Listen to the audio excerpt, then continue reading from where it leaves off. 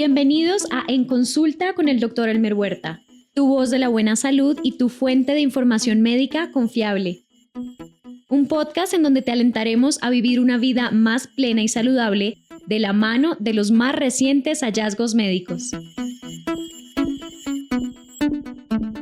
Hola, bienvenidos a este nuevo episodio de En Consulta con el Dr. Huerta, tu podcast favorito de salud por CNN en español. Te saluda el Dr. Elmer Huerta, espero que estés bien. En el episodio de hoy vamos a examinar algunos aspectos científicos relacionados a los llamados hongos zombies y otros microorganismos que tienen la capacidad de cambiar el comportamiento de los huéspedes a quienes infectan. La serie de 9 episodios en la plataforma HBO Max, que al igual que CNN es parte de Warner Bros. Discovery, es la adaptación cinematográfica de un juego electrónico del mismo nombre creado en el año 2013 y en la que se describe la vida en un mundo apocalíptico en el que la humanidad fuera casi exterminada luego de una pandemia causada por un hongo. En la serie, las personas infectadas por el hongo se transforman en una especie de zombies agresivos en quienes el hongo crece dentro de ellos y que tratan de morder a otras personas para transmitirles la infección. Lo interesante de la serie y la razón de hacer este episodio en un podcast de ciencia y medicina es que el hongo en cuestión, llamado Cordyceps, es real.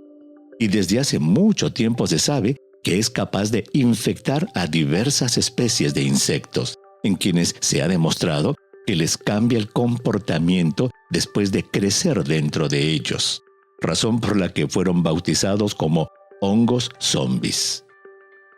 Debemos aclarar que los expertos coinciden en que no se han registrado infecciones por estos hongos en los seres humanos y es muy poco probable que esto suceda por la enorme diferencia entre la estructura del ser humano con la de los insectos. Sin embargo, es interesante examinar el mecanismo por el cual los hongos cambian el comportamiento de los insectos, debido a que algunas sustancias químicas del hongo podrían tener aplicación en la medicina. ¿Qué son los hongos Cordyceps? Los hongos Cordyceps constituyen una familia de decenas de especies que son consumidas por algunas culturas asiáticas como alimento y que han sido muy estudiadas por el tipo de infección que causan en las hormigas carpinteras.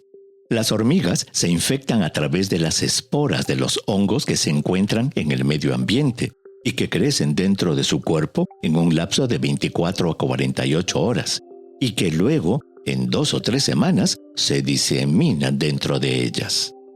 De acuerdo con Rebecca Rosengaus, profesora asociada de Ciencias Marinas y Ciencias Ambientales de la Universidad Northeastern, el hongo produce neurotoxinas o neuromoduladores que cambian la neurobiología del insecto, convirtiéndolo básicamente en un organismo zombie.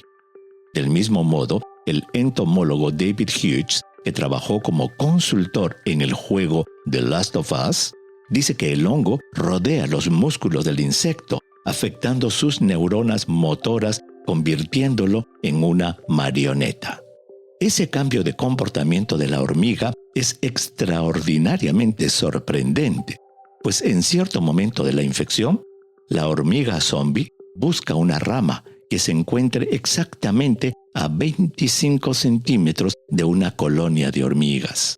Al llegar a ese punto, que se supone tiene la temperatura y humedad más propicia para el desarrollo del hongo, la hormiga clava sus mandíbulas en la vena de la hoja y se ancla en ese lugar, observándose luego una impactante escena que parece de ciencia ficción.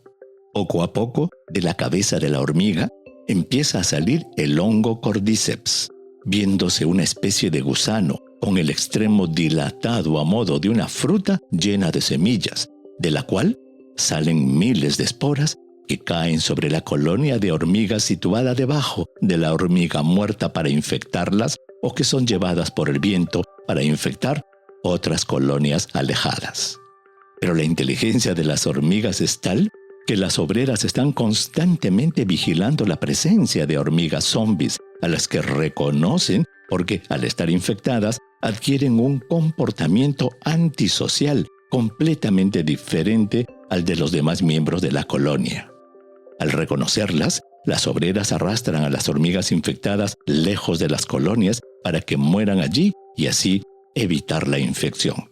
Dicho evento natural está perfectamente documentado y estudiado, habiéndose visto, como hemos dicho, que los hongos contienen varios compuestos químicos, entre ellos nucleósidos, péptidos cíclicos, esteroles, flavonoides, alcaloides y diversos polisacáridos, a través de los cuales ejercerían sus efectos sobre el insecto afectado.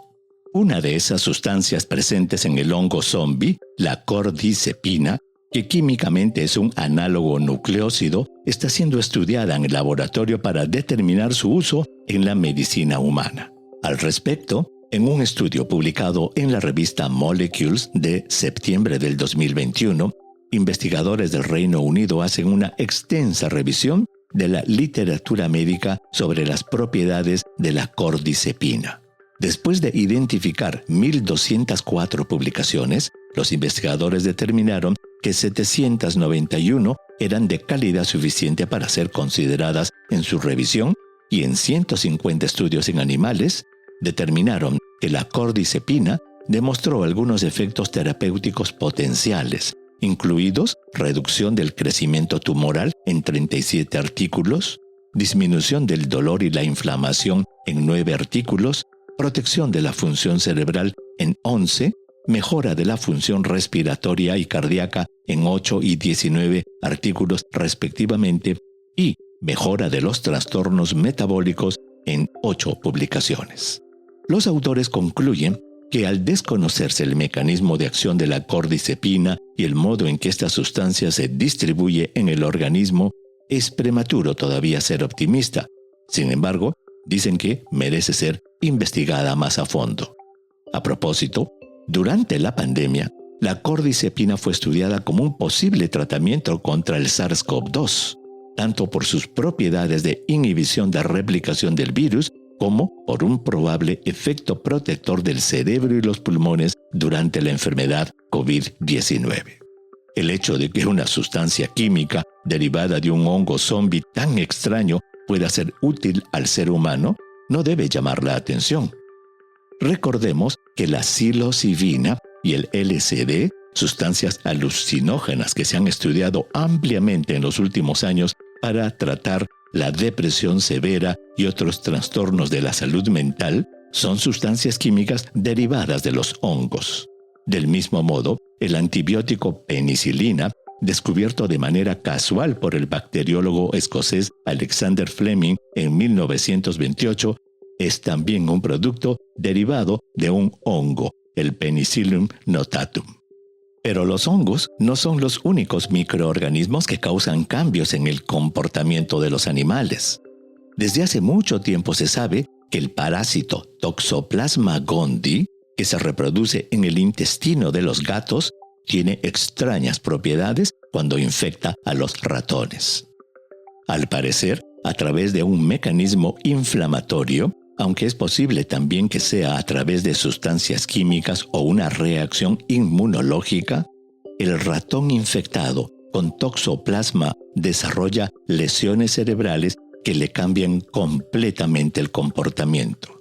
Normalmente, los ratones son animales muy cautos, cuidadosos y temerosos, que huyen de ciertos ambientes y olores que pueden indicar un peligro para su integridad.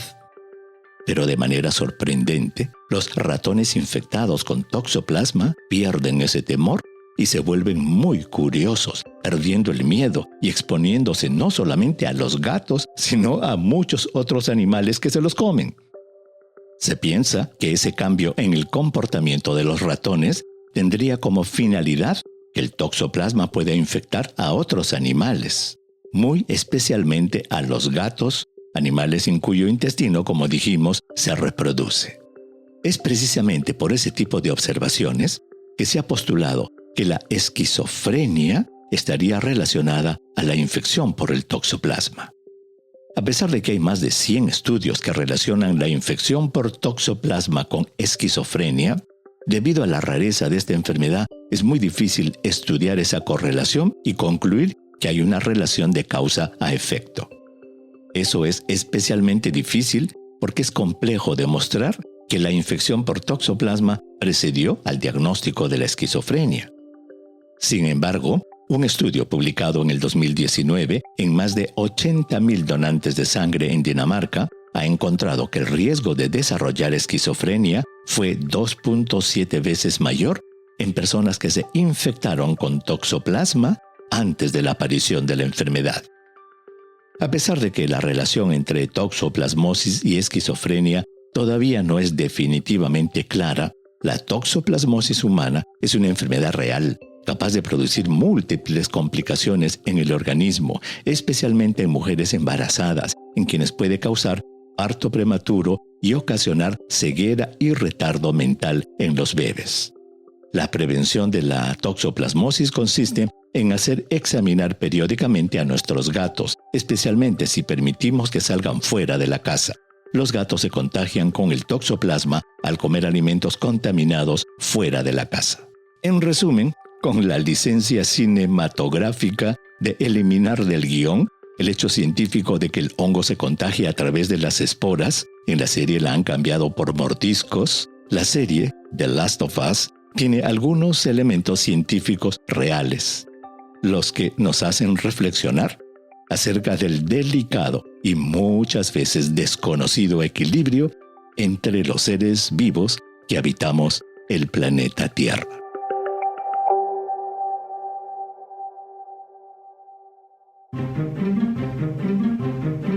La complejidad del cuerpo humano, explicada por el Dr. Huerta. Hoy, en Conociendo el Cuerpo Humano, veremos qué son los neurotransmisores. El sistema nervioso del ser humano está compuesto por diversos órganos y tejidos.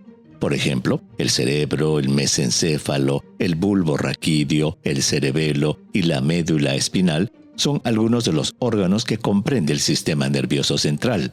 Por su parte, los tejidos del sistema nervioso tienen unas células muy especializadas llamadas neuronas, las cuales se conectan entre sí para realizar sus funciones. Los neurotransmisores son sustancias químicas producidas dentro de los tejidos del sistema nervioso que precisamente permiten que las neuronas se comuniquen entre sí en todo el cuerpo. Es a través de la comunicación entre los neurotransmisores que el sistema nervioso cumple sus funciones y se postula que sus alteraciones están relacionadas a diversos trastornos neurológicos como la enfermedad de Parkinson, la esquizofrenia, la depresión y la enfermedad de Alzheimer. Algunos ejemplos de neurotransmisores son la acetilcolina, el glutamato, el GABA, la glicina, la dopamina, la norepinefrina y la serotonina.